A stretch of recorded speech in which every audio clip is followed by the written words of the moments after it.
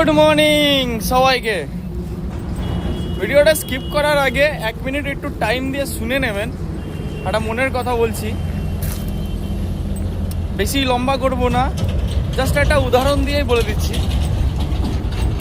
ট্রেনে করে আসছিলাম, 173তম বর্ষ আজকের রেলওয়ের কমপ্লিট হচ্ছে। তো ট্রেনের মধ্যে অ্যানাউন্সমেন্ট করা হচ্ছে যে যাত্রীদের কাছে রিকোয়েস্ট করা হচ্ছে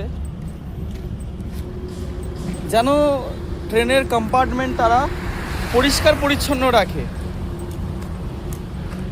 কিন্তু আমরাই সঠিক না, কেউ থুতু ফেলছে, কেউ নোংরা ফেলছে। তো বিষয়টা হলো পুরোটাই এটাই যে যতদিন না আমরা নিজেরা চেঞ্জ হব ততদিন আমরা অন্য কিছু এক্সপেক্ট করতে পারি না। ঠিক আছে, অন্য দেশের থেকে নিজের দেশকে তুলনা করতে পারি না। যতদিন না আমরা নিয়মকানুন মেনে চলতে শিখব ততদিন আমরা অন্য কিছু আর এক্সপেক্ট করতে পারি না। এটাই আমার মতামত। আপনিও জানিয়ে দেবেন আপনাদের কমেন্টে মতামত। Bye bye.